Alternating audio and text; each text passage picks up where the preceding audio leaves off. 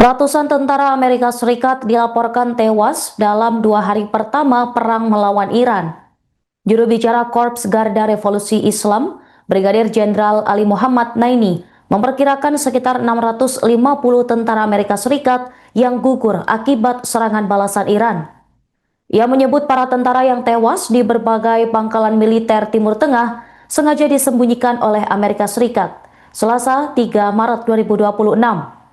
Diketahui Iran menargetkan berbagai pangkalan militer Amerika Serikat di negara Teluk seperti di Bahrain, Irak, Uni Emirat Arab, dan Qatar. Serangan itu dilakukan sejak 28 Februari 2026.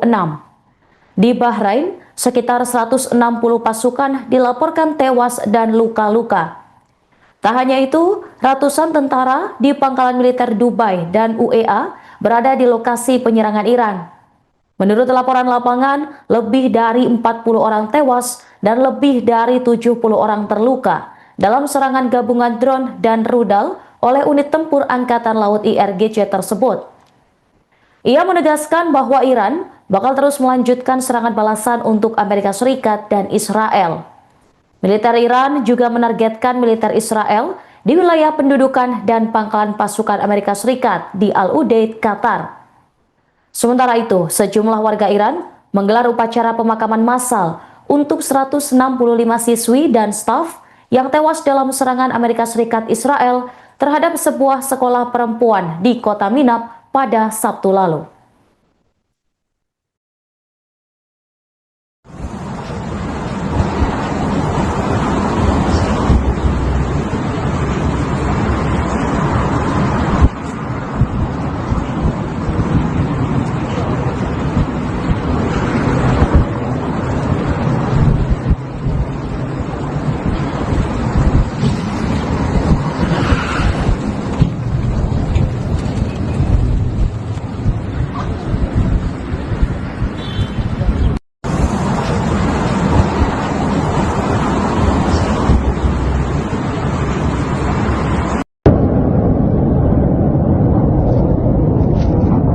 Fuck yeah.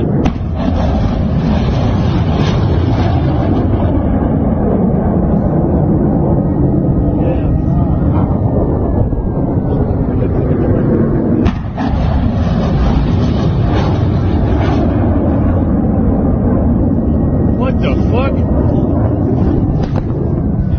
Damn.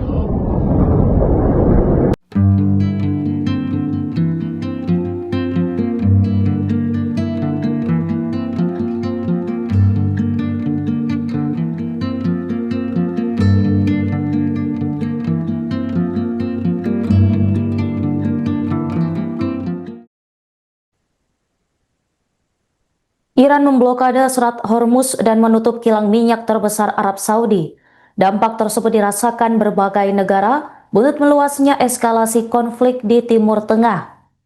Kapal-kapal tidak diizinkan untuk melintasi Selat Hormuz. Mereka menerima informasi berulang dari Korps Garda Revolusi Iran agar tidak melintasi wilayah strategis tersebut. Akibat pemberlakuan blokade, pasokan minyak menjadi tersendat. Para pedagang minyak dan gas akhirnya harus mencari sumber pasokan alternatif di luar Timur Tengah.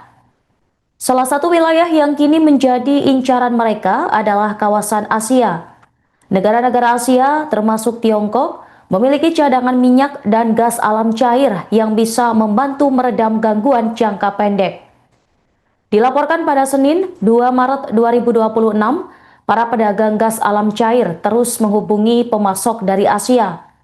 Menurut sejumlah pembeli, importir di Cina, India, dan Jepang terus berlomba menanyakan tentang sumber minyak dan gas alam cair lainnya. Taiwan bahkan meminta pasokan untuk dikirimkan 1 bulan lebih awal, yaitu pada bulan Maret. Negara di pulau tersebut bersama dengan Korea Selatan kini terus berupaya untuk mendapatkan bahan bakar dari wilayah lain. Pencarian sumber minyak dan gas meluas hingga ke wilayah Australia. Negara tersebut baru-baru ini mengirim ke wilayah Kanada akibat permintaan Asia yang lesu. Meski telah mendapatkan sumber minyak dan gas alam cair dari luar Timur Tengah, mereka masih terus merasakan sejumlah dampak lainnya. Pasalnya, pembelian minyak dan gas kemungkinan akan lebih mahal dengan tarif impor yang bisa menyebabkan anggaran membengkak.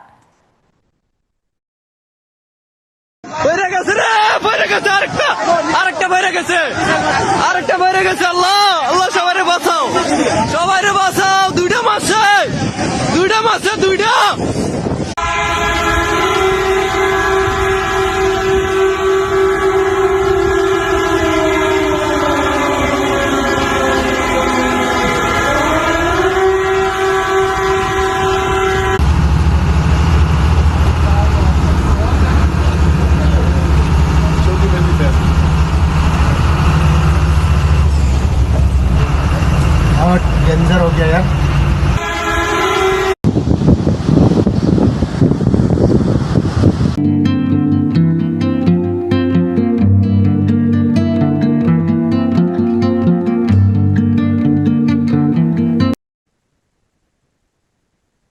Pakar hubungan internasional Koni Rahakundini Bakri menyentil arah diplomasi Presiden RI Prabowo Subianto di panggung global. Hal ini menyusul munculnya respons Prabowo yang mengajukan sebagai mediator dalam konflik Timur Tengah. Ia menilai bahwa Prabowo aktif di kancah internasional, namun ia mengingatkan bahwa langkah tersebut harus dibarengi dengan hal penting dan juga mendasar dari dalam negeri.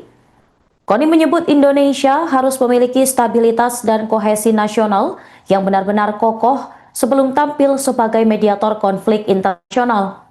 Hal itu ia sampaikan melalui unggahan di akun Instagram pribadinya pada Senin 2 Maret 2026. Koni menerangkan bahwa dalam kondisi saat ini, konflik belum memungkinkan untuk dilakukan mediasi. Pasalnya, situasi internasional saat ini masih berada dalam fase emosional dan balasan militer. Menurut Koni, jendela mediasi baru benar-benar bisa terbuka ketika para pihak mulai merasakan biaya perang lebih mahal daripada menang atau kalah. Ia menilai sebenarnya Indonesia memiliki modal moral sebagai negara middle power. Indonesia dapat memainkan peran penyeimbang dalam konflik global yang tengah berlangsung. Di sisi lain, Koni juga mengingatkan bahwa misi perdamaian dalam konflik Timur Tengah itu bukanlah perkara sederhana. Indonesia membutuhkan orkestrasi diplomatik yang jauh lebih dalam untuk menghadapi kalkulasi Washington, Tel Aviv, dan juga Teheran. Koni menegaskan bahwa legitimasi sebuah negara sebagai mediator ditentukan oleh kekuatan domestiknya sendiri, bukan hanya ditentukan oleh niat baik atau reputasi moral semata. Hal itu dijelaskan dalam unggahan lanjutan pada Selasa 3 Maret 2026. Koni menilai bahwa kepemimpinan yang matang adalah kepemimpinan yang bisa menyiapkan penguatan kapasitas domestik di tengah ketidakpastian global. Menurutnya, Indonesia juga perlu menjelaskan soal kepentingan nasional dan kesiapan domestik adalah fondasi utama dalam menghadapi dunia.